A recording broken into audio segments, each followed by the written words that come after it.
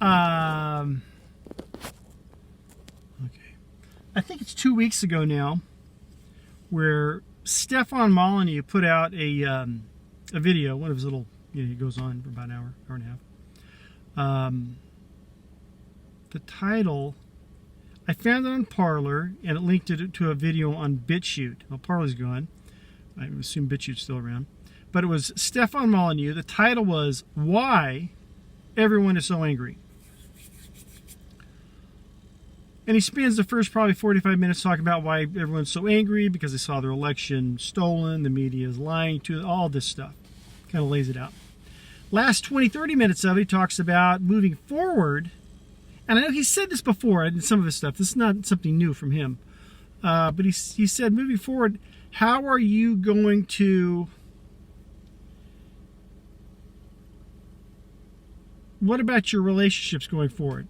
Are you going to continue to do business with companies that promote socialism or agree with any form of socialism, communism, or people that have any sort of agreement with socialism, communism?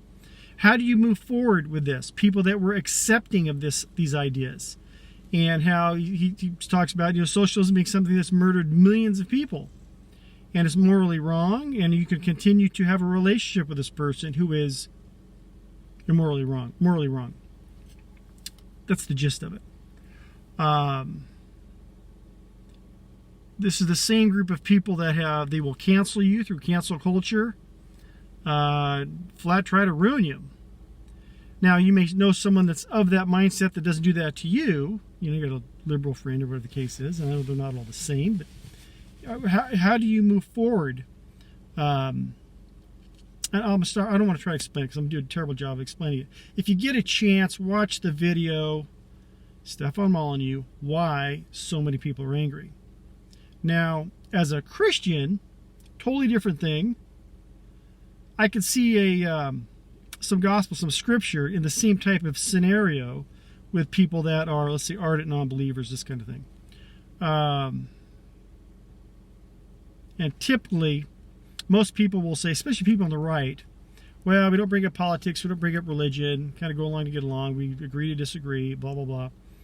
And this kind of thing, because we tend to be very tolerant people, which we never get credit for. But moving forward now, this thing's gotten so bad, how do you reconcile the relationship with someone who is of the other side? And I know so many of us, especially my generation, were raised this way. You don't want to lose friends over politics or religion. You don't want to, you don't want, that doesn't work.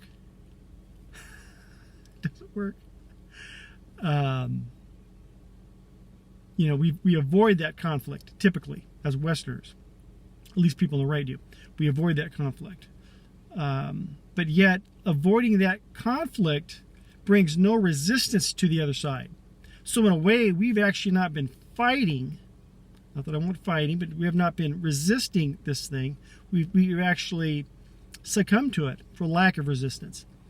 I'm trying to explain it again. I should. I think he does very well in the video. I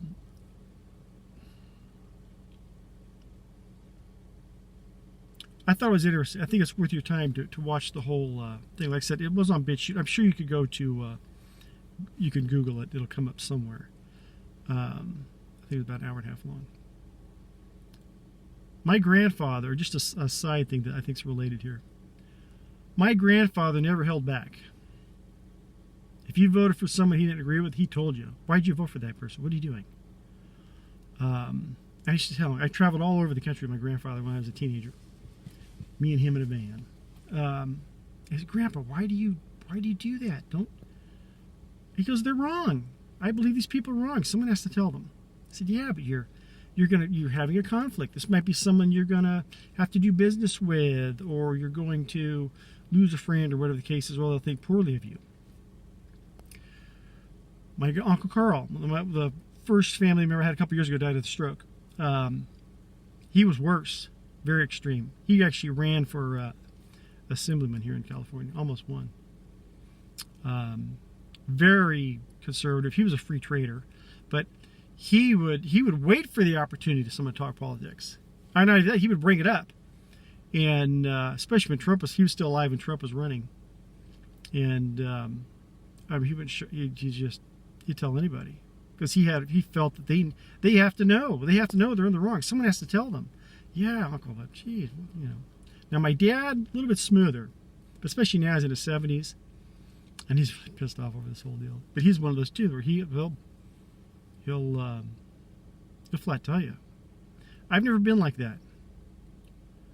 Looking back of this aggregate of experience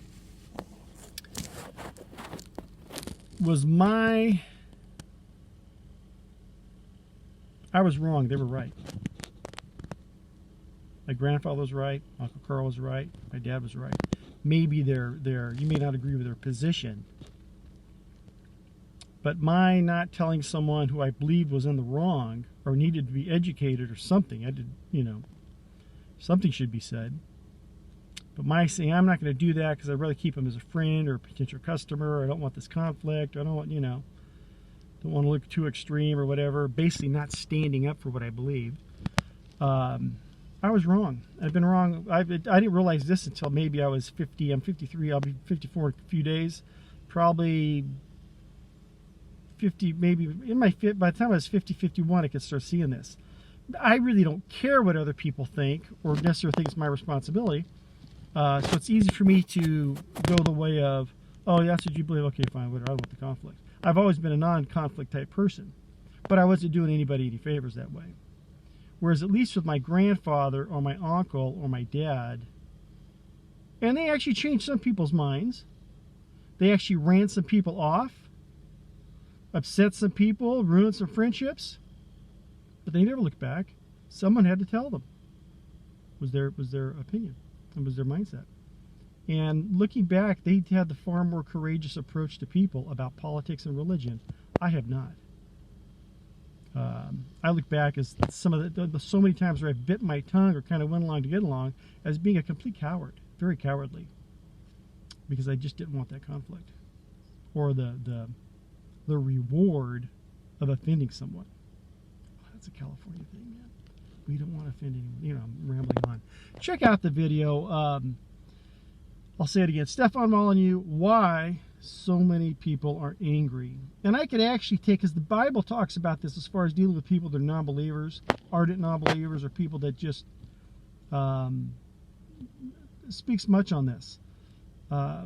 Still going to pray for you. Still going to mourn your loss. Still going to warn you. But you're not going to hang out with that real believer without him letting you know you're in the wrong. You're dead walking.